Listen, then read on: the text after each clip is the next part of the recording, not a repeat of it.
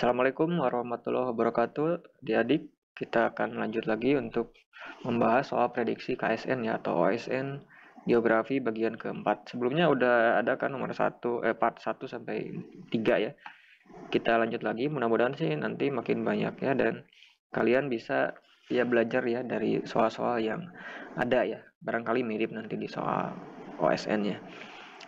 Nomor 16 ini mengenai teori ruang kota. Ini materi kelas 12 sih. Kalau misalkan kalian baru kelas 10-11 ya harus baca materinya. Ya kemudian kalian harus paham mengenai seperti apa pola ruang kota, kemudian sejarahnya gitu ya. Nah, salah satu teori kota ini berusaha untuk mengidentifikasi area kota Chicago ya, Amerika Serikat dengan asumsi sebagai berikut. Ada gambarnya ini kan. Nah, gambarnya bulat-bulat tuh. Apakah A, kota dibangun pada area datar yang memberikan keuntungan yang sama, atau B, sistem transportasi terbatas namun murah dan tersedia ke seluruh perkotaan. Kemudian harga tanah termahal di pusat kota turun dengan cepat ke pinggiran. Bangunan tertua di inti kota, kota terdiri dari banyak etnis. Oke. Nah, ini jawabannya apa ini? Ini teori model konsentrik ya. Ini miliknya Ernest Burgess. Saya akan coba buka di sini ya. Mudah-mudahan nanti bisa bermanfaat lah ya. Teori orang kota ya, Burgess model. Oke, Burgess model assumption ini ya. Jadi kalian main keyword-keyword bahasa Inggris aja biar enak dan banyak gitu dibandingkan Indonesia itu lebih lebih enak yang bule gitu ya. Nah, ini teori Burgess ini yang penjelasannya ini ya. The model assumes a relationship between the social economy status. Jadi ini pola ruang kotanya atas dasar kata kuncinya sosial status, sosial ekonomi ya, mainly income pendapatan ya. Nah, of household ya, ini penghuni dan distance jarak dari pusat kota atau CBD. The further from CBD, the better quality of housing. Jadi semakin jauh ya dari pusat kota, maka makin baik kualitas kehidupannya. Tapi lebih longer the commuting time ya. Commuting time itu jaraknya ya. Jadi mungkin coba lihat deh. Ini ya, jadi semakin ke pinggiran tuh ya makin kehidupannya makin jauh lebih tadi baik ya, tapi jaraknya dia makin jauh gitu ya. Tapi sementara di CBD kan ini crowded banget ya. Ini orang-orang yang income-nya gede dia kebanyakan tinggal di pusat distrik ya, tapi semakin income-nya low dia cenderung akan keluar ke pinggiran. Jadi mungkin ini yang C kali ini ya. Nah, ini kaitannya dengan pendapatan gitu. Dia harga tanah di pusat inti kota di central business district dia lebih tinggi ya. Coba kita lihat gambarnya anak-anak. Jadi kalian buka ya ini misalkan gambarnya dan ada beberapa teori. Nah, ini teori yang umum ya, ada ini yang Burgess model kalian pahami tiap zona. Ini yang ada sektoral ya, sektoral tuh yang Homoehoid yang ini. Ada juga yang teori inti ganda, biasanya umumnya 3. Tapi kalian cari lagi yang teori mengenai teori apa ya, ada Mergel atau apa gitu ya, coba cek deh. Tadi ada banyak teori ya. Lebih bagus pakai yang Inggris nih, misalkan nih multiple nuclei teori, ini ya teori inti ganda. Lebih komplit kalau yang bahasa Inggris tuh ya. Ada teori von Thunen dan lain-lain. Tapi kalau teori ruang kota yang di buku paket sekolah biasanya 3 ini yang muncul tuh ya. Ini concentric Burgess, yang basicnya sosial ekonomi, ini yang Homoehoid ya. Ini kayak Quetrat agak beda, yang kemudian zona inti ganda yang ini ya gitu. Nah, ini banyak tuh ya, ada slide-nya, silakan di-download gitu ya caranya. Oke. Kemudian nomor selanjutnya nomor 17. Ya, ini mengenai geografi budaya ya, ras. Ras merupakan definisi yang tidak mutlak, namun banyak ahli yang mengelompokkan ras sehingga dapat diidentifikasikan dengan mudah. Ya. Salah satu ras ini memiliki ciri berambut apa ini?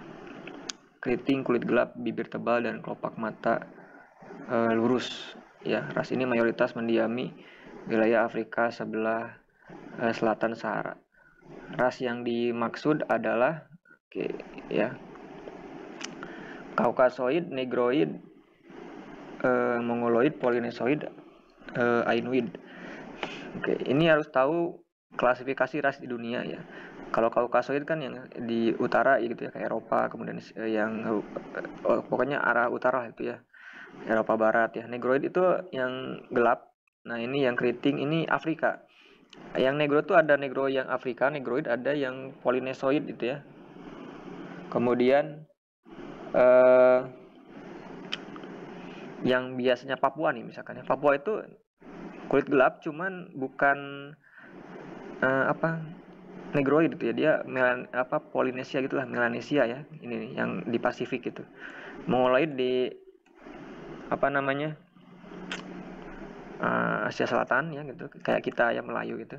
Kemudian Ainu itu di Hokkaido di apa Jepang bagian utara gitu ya. Jadi kalian coba cek aja ya peta ras ada nggak? Ya peta ras dunia. Jadi gitu aja anak-anak kalian cari keywordnya seperti ini. Kemudian ketika dapat download gitu ya biar nggak lupa. Nah ini biasanya muncul nih ya mungkin ya tinggal diklik aja nih. Nih misalnya ini negroid ya, ini mongoloid ya, ini kaukasoid gitu kan. Nah silakan nanti cari ya. Emang agak susah kalau ras ini ya jarang sekali saya juga jarang menemukan ya yang lengkap gitu ya. Nah silakan dicari. Oke. Jadi kalau ini sih ada kata kunci Afrika sebelah selatan Sahara ini negroid ya. Karena Afrika kalau yang utara itu kan udah agak putih ya, Arab itu kan masih masuk kategori Kaukasoid mungkin ya di atas itu. Tapi kalau udah batasnya si eh, Kongo itu ya atau Sudan yang gurun Sahara kemudian bawah ya Afrika tropik kemudian ke bawah itu gelap gitu ya. Jadi pembatasnya itu ini ya. Nah ini itu gurun Sahara gitu kan. Nah, ya, jadi ke bawah itu negroid. Gitu ya anak-anak. Kemudian nomor 18 Selat Gibraltar. Gibraltar merupakan selat yang memisahkan benua Afrika dengan semenanjung Iberia di Eropa. Nah, secara administratif selat ini milik apa? Spanyol, Inggris, Portugis, Tunisia, Prancis. Oke, kita lihat petanya ya. Jabal Tor. Jabal Tor. Nah, ini Gibraltar itu ini ya. Selat Gibraltar memisahkan Eropa dan Afrika ini di Iberia, Spanyol. Ini ya. Nih Gibraltar is a British overseas territory and headland. Jadi ini itu milik Inggris ya. Milik Inggris karena ini dulunya konfliknya banyak nih saya temukan nih ya. Dinamika konflik Gibraltar. Jadi Spanyol dan Inggris ini yang berebut ya. Berebut kekuasaan di Gibraltar. Nah, tapi sampai sekarang tuh masuk kategorinya Inggris. Itunya apa sih administratifnya. Makanya konstitusinya Britania Raya tuh ya. Oke. Jadi seperti itu. Ya. Gibraltar merupakan wilayah bagian kedaulatan Inggris gitu ya. Jadi sistemnya ngikut kerajaan Inggris gitu.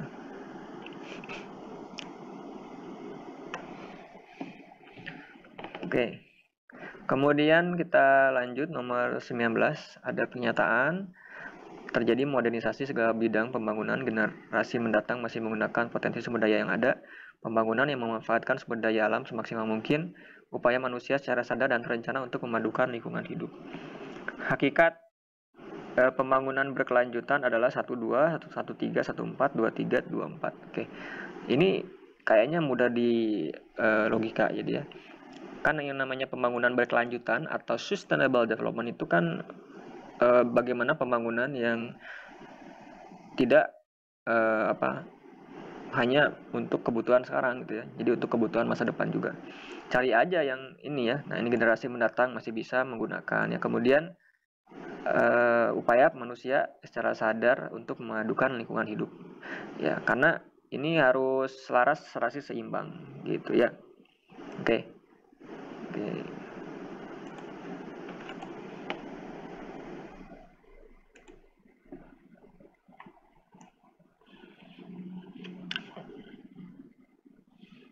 Oke, nomor 20 salah satu bentuk lahan bawah laut adalah terumbu karang ya.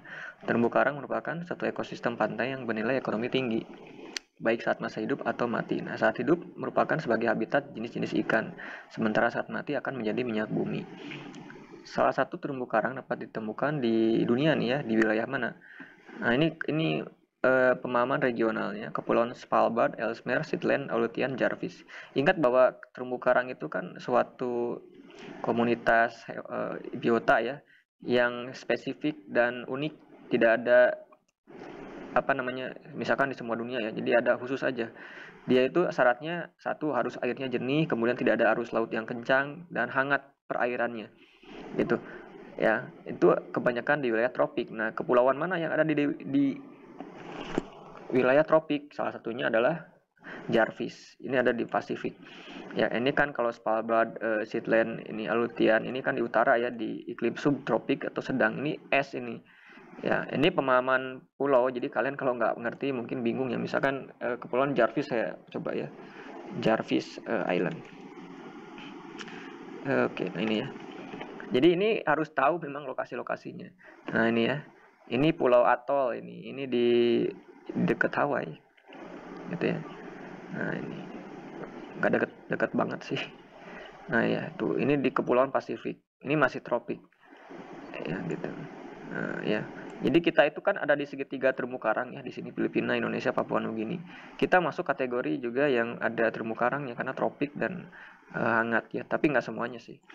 Nah, ini juga ya di Pasifik. Kalau tadi misalkan Pulau Aleutian ini, Alut kan di sini ya. Ini di Siberia dekat, ini dingin, nggak mungkin.